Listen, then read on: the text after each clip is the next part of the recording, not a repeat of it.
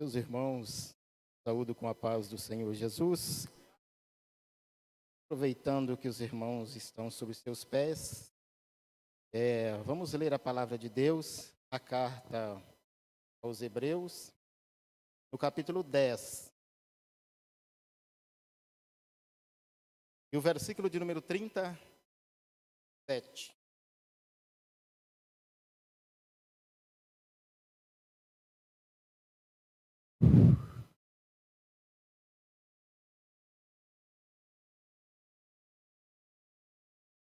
Boa noite.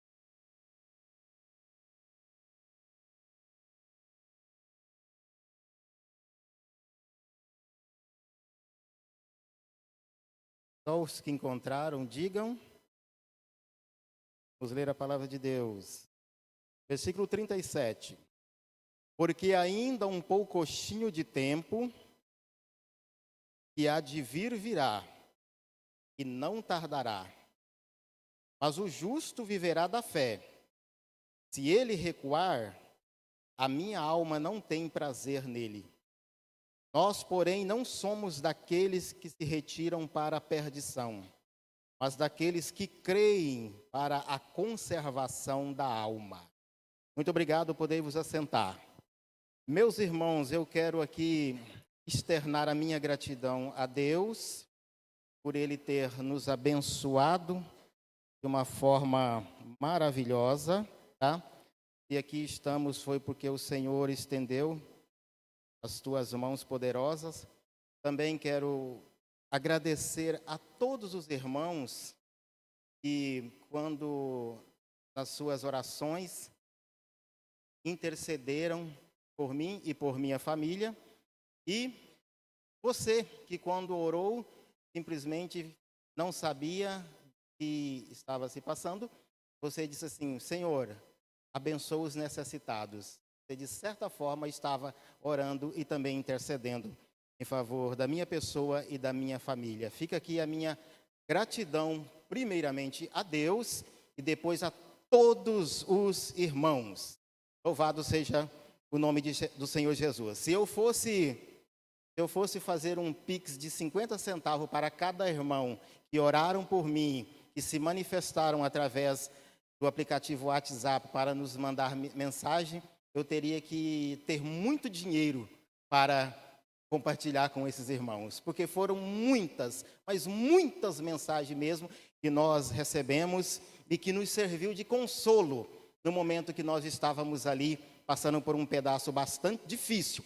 Não vou aqui nesta noite contar um testemunho, porque vamos pregar a palavra de Deus, mas numa outra oportunidade eu quero contar um testemunho aqui. Só que o testemunho que eu vou contar, eu vou logo adiantar. É só para crente ouvir. Quem não for crente não vai acreditar no que Deus fez. Amém? E nós vamos contar esse testemunho aqui bem em breve.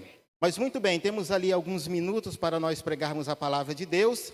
E eu quero dar aqui, introduzindo essa mensagem, fazendo uma pergunta. Quanto tempo nos resta? Se fosse para nós olharmos no relógio de Deus, quanto tempo resta para o fim do mundo, para o arrebatamento ou para a vinda de Jesus Cristo em glória, ou seja, para a consumação de todas as coisas? Deus, ele tem sim um relógio. Deus tem esse relógio. Se fosse para nós olharmos e pedirmos para Deus e pedissem: Deus, eu quero olhar o meu relógio individual, porque cada ser humano também tem um relógio. Pode colocar desse lado aqui. Cada ser humano também, pode pôr desse lado aqui. Obrigado. Ele também tem um relógio. Quanto tempo resta para a consumação de todas as coisas? Nós não podemos ver esse relógio. Mas uma coisa, nós que somos cristãos e temos a sensibilidade do Espírito Santo e da tua santa e eterna palavra, nós sentimos que esse relógio já está marcando a última hora da igreja aqui na face da terra. É pena que muitas pessoas não percebam isso. Diante de tantos sinais, de tantas evidências que está diante de nós, muitas pessoas não estão percebendo isso, que nós já estamos afunilados para o fim de todas as coisas. Mas a pergunta que eu faço para a igreja e para aqueles que estão me ouvindo e irão me ouvir posteriormente: e o nosso relógio individual? Quanto minuto ele resta? Quantos segundos, quantas horas ele resta? Nós também não sabemos, porque muitas pessoas pensavam que teriam muito tempo, fizeram muitos projetos, mas o relógio chegou e marcou meia-noite para ele. É pena quando isso acontece. Mas sim, quanto tempo nos resta?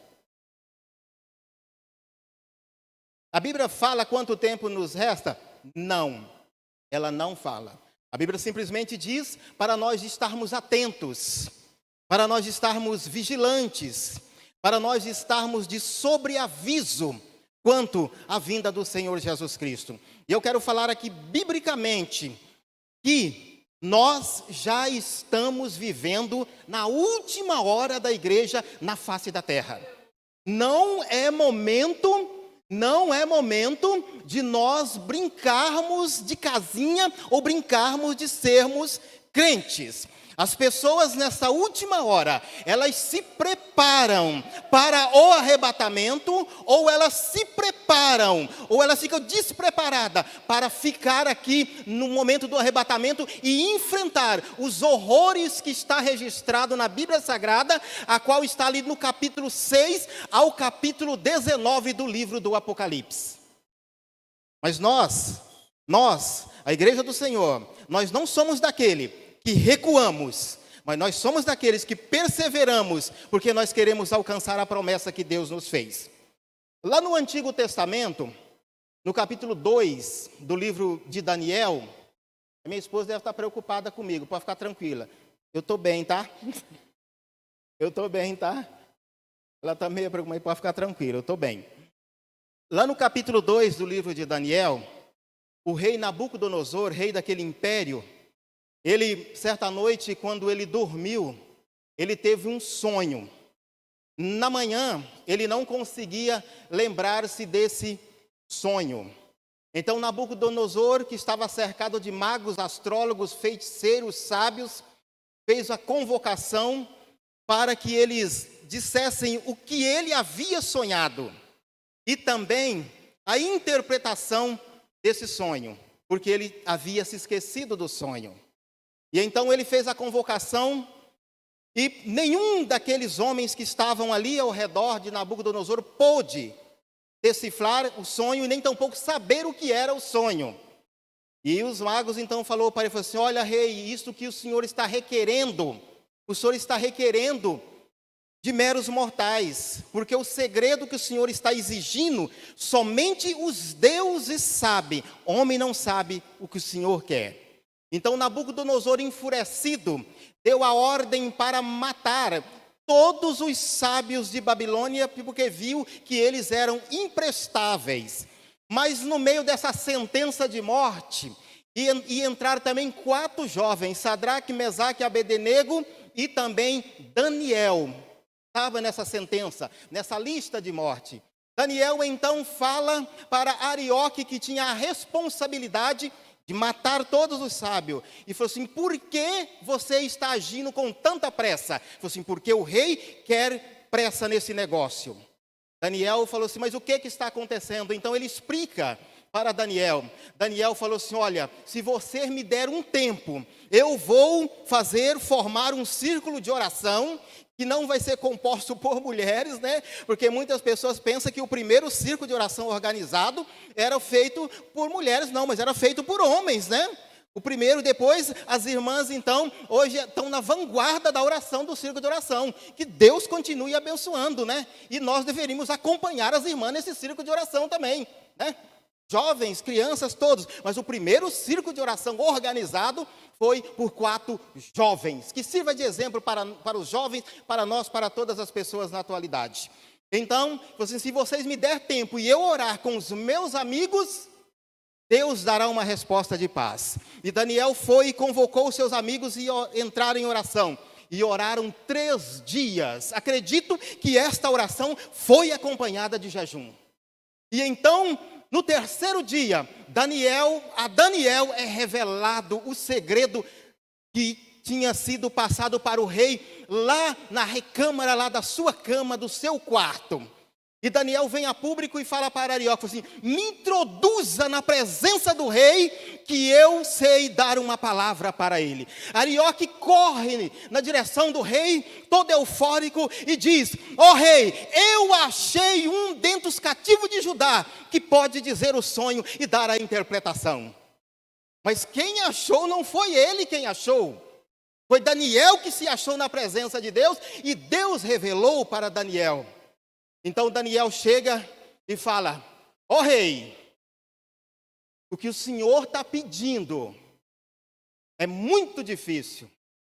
A resposta que o senhor quer, nenhum mortal da face da terra sabe. Porém, todavia, contudo, entretanto, existe um Deus no céu que conhece o segredo dos homens. E a mim, não porque eu sou melhor do que qualquer um vivente, a mim ele revelou o segredo para você, para que fique sabendo o que vai acontecer nas gerações futuras. E Daniel falou assim: ó rei, tu estava dormindo. O rei balançava a cabeça, confirmando que sim. E tu estava dormindo, e na tua cabeça você teve uns sonhos. E nesse sonho, o Senhor viu uma grande estátua. O rei falava: sim, eu vi a grande estátua. Aquilo que estava no subconsciente do rei Nabucodonosor, pouco a pouco foi se aflorando e indo para o consciente do rei, conforme Daniel lhe passava a revelação. Tu estava vendo uma grande estátua. O rei disse: sim. E essa estátua era de materiais diferentes, ou seja, materiais heterogêneos. A cabeça da estátua era de ouro. O peito e os braços era de prata. O ventre de cobre e as pernas de ferro, e os pés da estátua era feito de barro misturado com ferro. O rei falou assim: exatamente isso que eu sonhei. Eu acredito ali que o rei, talvez no trono, e ali do lado, assim como nós temos esses encostos na cadeira, quem sabe o rei estava ali, ó, só olhando assim, ó, e olhando e só confirmando que sim. Então Daniel falou assim: esse é o sonho, e agora eu vou te dar a interpretação. Ó rei, foi revelado para você o que vai acontecer no futuro. E que Deus estava ali mostrando em sonho para Nabucodonosor e revelando para Daniel. Era um mundo gentílico, desde o Império Babilônico, através de Nabucodonosor, até a vinda de Jesus Cristo em glória, quando ele estabelecer o seu reino milenial. E ele disse assim: olha, a cabeça de ouro é Babilônia, os braços de prata é o Império Medo-Persa, o braço direito Ciro, o braço esquerdo é Dário, o ventre é o Império Grego, as pernas de ferro é um outro império de ferro que vai esmiuçar tudo, é o Império Romano, a perna direita é o Império do Oriente, a perna esquerda é o Império do Ocidente. E o que você viu, ó rei, dos pés misturado com barro e ferro, é um último reino. Mas daí Daniel traz uma revelação que não estava no sonho de Nabucodonosor, porque foi assim: e eu, Daniel, eu vi uma grande pedra cortada sem auxílio de mãos do monte, e ela veio como uma bomba atômica, como um meteoro, e ela bateu nos pés da estátua, e quando bateu nos pés da estátua, ela esmiuçou toda a estátua em pedaços tão pequenos, em fragmentos tão pequenos, que virou como uma pragana na eira, e o vento levou essa estátua. Mas essa pedra que destruiu a estátua, quando ela bateu na terra, ela formou-se um grande reino, um reino que nunca será destruído, um reino que não passará para outro. Esse reino é o reino de Jesus Cristo, quando ele vier em glória e colocar os seus pés sobre o Monte das Oliveiras. Aleluia! Agora, preste atenção no que eu vou dizer para vocês. Mas o que isso tem a ver com quanto tempo nos resta? O que isso tem a ver com os nossos dias atuais? Eu explico para vocês O Império Babilônico já passou, durou 87 anos. O Império Medo-Persa já virou história, já não existe mais. O Império Grego, Macedônio, não existe mais. Roma como império já não existe mais, simplesmente existe como capital da Itália. Já não existe mais. E agora, presta atenção, aonde nós estamos? A cabeça de ouro, que era o Império Babilônico, já se foi. Os peitos e os braços, o quadril, as pernas. Nós estamos aqui, ó. A igreja está aqui, ó, no artelho. No artelho, a qualquer momento, Jesus vem e arrebata a igreja. Nós estamos num período de transição. Todo o corpo da estátua já passou. Só falta os pés misturado com barro, que é o reinado do anticristo. E o anticristo só vai estabelecer o seu reinado depois que a igreja ser arrebatada. Antes disso, ele não estabelece o seu reino, porque a igreja está aqui, o Espírito Santo está aqui, ele quer fazer, ele quer estabelecer, ele quer dominar, mas o Espírito Santo, por intermédio da igreja, está dizendo: aqui não, Satanás, aqui não, a igreja está aqui, o sal da terra, a luz do mundo está aqui. Enquanto a igreja não estiver aqui, o espírito do anticristo se manifesta, mas o anticristo como pessoa não se manifesta. Isso é Bíblia. Louvado seja o nome de Jesus.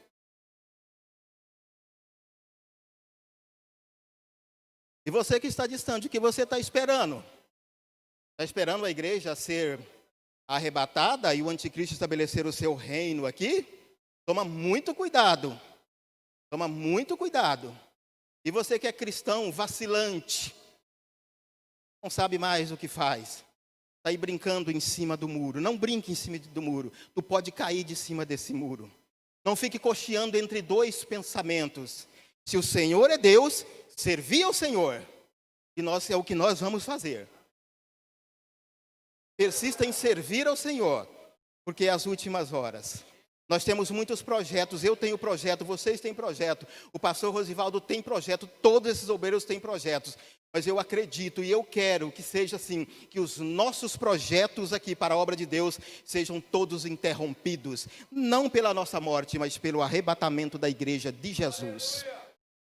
Porque é muito melhor estar com Ele. Existe um outro ponto de vista muito interessante, que é muito esclarecedor, e tem muitas pessoas que não acreditam nesse ponto de vista de interpretar o fim dos tempos, que é chamado as dispensações. E nós somos dispensacionalistas clássicos. É lógico que você não vai encontrar na palavra de Deus um trecho onde tem um escritor do Antigo ou do Novo Testamento dizendo da seguinte forma: o plano de Deus, do Gênesis ao Apocalipse, está dividido em 7 dispensações: inocência, consciência, governo humano, patriarcal, lei, graça e milenial. Você não vai encontrar uma seção exclusiva dessa. Não é verdade, professor? Mas eles olhavam isso, os escritores do Antigo Testamento olhavam isso e não percebiam. Os escritores do Novo Testamento olhavam e não percebiam. Mas nós que temos o Antigo e o Novo Testamento, nós olhando no sentido retrospectivo, nós chegamos à conclusão, biblicamente, que existem 7 dispensações. A dispensação da inocência foi lá no Jardim do Éden, antes do homem pecar. Depois da inocência, depois veio a dispensação da consciência, depois veio do governo humano, depois vem a patriarcal, depois veio a dispensação da lei, e depois veio a dispensação da graça, que é essa que nós estamos vivendo. E após essa virá a 7ª e última dispensação, que é chamada de dispensação da plenitude dos tempos, ou a dispensação milenial, onde Cristo vai estabelecer o seu reino milenial. Agora, jogando para esse lado aqui, explico outra coisa para vocês. Conte comigo. A dispensação da inocência já se foi. A consciência, ela já se foi, ela já passou. A patriarcal também já se foi. A lei já se foi. E nós estamos na 6ª dispensação, que é a da graça, que é a penúltima dispensação. olha só, se 5 dispensação já passou, estamos na 6ª, quer dizer que nós temos menos caminho para andar do que caminho que já foi andado. Então, não compensa voltar para trás. Nós temos que olhar para frente. Me lembro muito bem, quando eu morava numa cidade por nome de São Miguel do Iguaçu, no estado do Paraná, e todos os sábados o meu pai dizia assim para mim, ele falou assim, vamos na venda fazer compra. Eu era o mais fortinho para trazer as compras, ajudar a trazer as compras nas costas, porque não tinha carro, não tinha carroça, não tinha nada. E eu me lembro que sempre quando eu ia, eu pegava algum objeto. Eu pegava talvez alguma sacola de arroz vazia, qualquer objeto eu pegava. E tinha uma reta muito grande, uma estrada dentro de uma plantação de hortelã, muito grande, mas muito distante. Mas para quem conhece o estado do Paraná, sabe muito bem que tem terrenos que é como se fosse uma mesa de sinuca. É muito plano, distância muito longa, você enxerga as coisas. E eu pegava algum objeto, qualquer coisa, tipo, vamos dizer assim, uma toalha dessa. Eu ia levando assim. E eu ia olhar para aquela estrada e olhava para trás, e meu pai mais na frente falou assim, adianta os passos, meu filho. Eu ia adiantando os passos, mas sempre na retaguarda. Aí eu pegava aquele objeto e jogava no chão. E eu ia andando. Eu olhava o objeto, ele estava perto. Eu voltava para pegar ele. E de repente, só que meu pai não via isso. E depois eu andava mais um pouco, eu jogava aquele objeto e andava mais um pouco. Mas tinha hora que eu me despercebia. Quando eu olhava, o objeto estava muito longe, pastor. Aí não compensava eu voltar mais. E outro dia eu estava pensando nisso. Nós já andamos muito para frente, muito com Jesus, muito próximo ao arrebatamento. Não compensa voltar para trás. Mas mesmo assim nós estamos vendo muitas pessoas voltando para trás. E de repente assim, a qualquer momento, quando ela olhar, não dá mais para voltar. Não dá mais para voltar. Nós olhamos, não dá para voltar para trás de forma nenhuma. Mas entre irmãos, quando Deus começou ali, Jesus inaugurou a dispensação da graça. Ele inaugura a dispensação da graça com sua morte na cruz do Calvário, porque a Bíblia diz que a lei foi dada por Moisés, mas a graça veio por Jesus Cristo. Jesus Cristo é a graça de Deus encarnada para nos salvar, para nos redimir. Mas, ali, Jesus também inaugura a igreja. No começo da dispensação da graça, Jesus inaugura a igreja, batizando a igreja com o Espírito Santo e dando dons espirituais, capacitando a igreja para enfrentar esse mundo ardio e corrompido que nós estamos vivendo. Mas, no final da dispensação da graça, vai acontecer um outro evento com a igreja do Senhor Jesus Cristo. Esse evento é o arrebatamento da igreja. Por quê?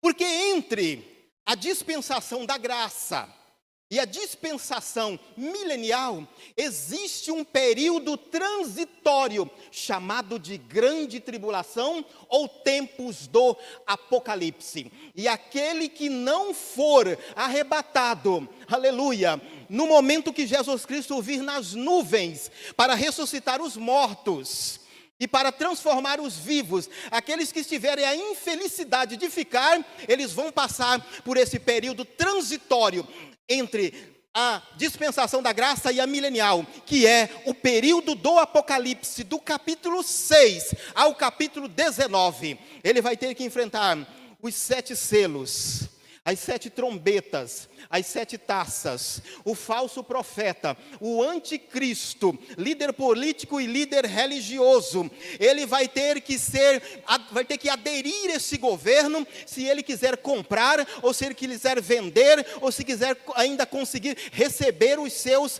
salários nesse tempo. Vai ser um tempo de trevas, um tempo de tribulação, como nunca houve na face da terra, e nem tampouco depois deste haverá. Existe por aí, vocês devem saber disso, que existe uma quantidade muito grande que eu chamo de pseudo-pastores, de pseudo-escatologistas, de pseudo-ensinadores, dizendo que a igreja vai estar aqui, nesse período da grande tribulação. Existem pessoas por aí que estão ensinando o seguinte: olha, venha para o culto de terça-feira, que eu vou ensinar vocês, igreja, como é que vocês vivam na grande tribulação. Aí diz, vocês vão ter que cavar bunkers, cavar buraco na terra. Vocês que moram nas cidades, vocês que têm os seus empregos, abandone tudo e vai para a Serra da Onça, vai para a Serra do Vilazo, esconda para lá, fuja para lá, porque quem estiver lá no sítio lá, plante mandioca, batata, milho, não fica com esse negócio, tira o seu dinheiro do banco, compre espingarda de calibre grosso, compre faca do Rambo, para que vocês possam enfrentar o anticristo. E estão ensinando isso, e estão criando, sabe o que, irmão? Uma verdadeira loucademia de crentes na face da terra. Nós temos os nossos trabalhos de terça-feira aqui, nós temos o nosso trabalho de escola dominical, mas venha com certeza que vocês vão ouvir ensino sadio dentro da palavra de Deus. Vocês não vão ouvir esses besterol. Aí tem crente, irmãos, tem crente que já fala assim: pastor, eu já me preparei. Eu estou falando isso, irmão, porque eu tenho coisas que comprovem isso. Alguém fala assim: pastor, eu já me preparei, e vai lá e abre um quarto. Quando olha no quarto, tem espingarda 12, tem rifle, tem fuzil, tem faca, tem dinamite, tem tudo quanto é coisa que diz que é para enfrentar o anticristo. Ensinando os crentes a fazer isso. Aleluia. A Bíblia, em lugar nenhum, nem no Antigo e nem no Novo Testamento, ela ensina para nós esperarmos o anticristo ou nos prepararmos para enfrentar o anticristo. O que a Bíblia ensina de forma categórica era: preparai-vos para o arrebatamento, preparai-vos para esperar o Senhor. Eis que presto venho, eis que cedo venho. O Senhor vem para nos arrebatar, o Senhor vem para nos ressuscitar. É essa a advertência da Bíblia. Não existe um versículo na Bíblia Sagrada que mande nós nos prepararmos para a tribulação ou para enfrentar o anticristo. Agora existem centenas de versículos dizendo para o povo de Israel se preparar para a grande tribulação e para esperar o anticristo. Quanto tempo nos resta? Resta pouco tempo. Daniel, capítulo de número 9. Existe ali a espinha dorsal de toda a profecia bíblica. Eu quero entender profecia. Aonde eu leio? Entenda Daniel, capítulo 9, 24 a 27. Se você não conseguir entender Daniel, capítulo 9, versículo 24 a 27, você não vai entender, porque é a espinha dorsal de toda a profecia bíblica. Entendeu a 70ª semana de Daniel? Você entende tudo. O anjo disse assim: 70 semanas estão determinadas sobre teu povo e tua santa cidade. O povo é a nação de Israel. A santa cidade é a cidade de Jerusalém. Essa 70 semana, ela corresponde a um período exato de 490 anos. Quando o Senhor Jesus deu o brado na cruz do Calvário, dizendo: está consumado, cumpriu-se 69 semanas, ou seja, 483 anos. O povo judeu ali rejeita o Senhor Jesus Cristo. Então Deus vai lá no ponteiro dos 490 anos, coloca o dedo e para. E Deus abre um parêntese na história. Esse parêntese é o período que Deus levanta a igreja, salva a igreja, capacita a igreja, batiza a igreja com o Espírito Santo, dá dons para a igreja e ordena a igreja para que a igreja pregue o evangelho a toda criatura. 483 anos já se passaram, mas 483 anos não é 490, faltam 7.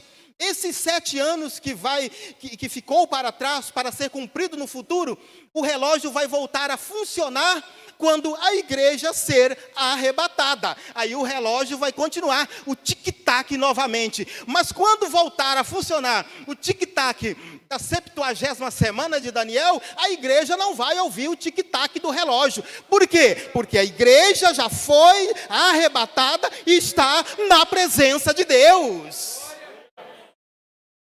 Fica evidente, fica claro como a luz do dia, que se a igreja não estava nas 69 semanas de Daniel, é lógico que ela não vai estar na última semana de Daniel. Mas tem pastores e ensinadores que pegam a igreja e colocam na 70ª semana de Daniel. Essa profecia é algo para o povo de Daniel, os judeus, para a cidade santa de Daniel, que é a cidade de Jerusalém. Aleluia, aleluia, louvado seja o nome de Jesus.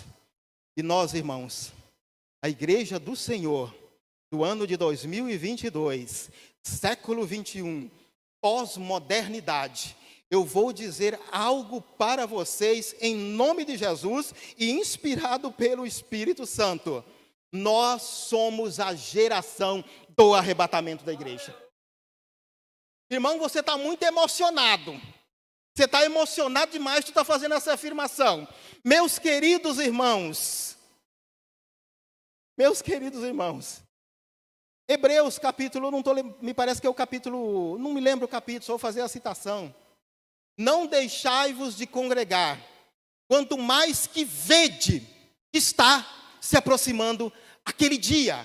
Nós crentes, nós temos uma visão apurada, espiritual. Nós crentes, nós temos um sentimento do Espírito Santo de urgência. E o Espírito Santo permite que nós vejamos mais longe e que nós sintamos mais perto que está próximo ao arrebatamento da igreja. Nós não temos autoridade para marcar as datas para isso, mas nós sentimos dentro de nós que o arrebatamento está muito próximo. Se você não sente isso, se você não vê isso, pelo amor de Deus, peça para o Senhor Jesus abrir os seus olhos e sensibilizar o teu coração nessa noite, porque a vinda do Senhor, ela está muito próxima.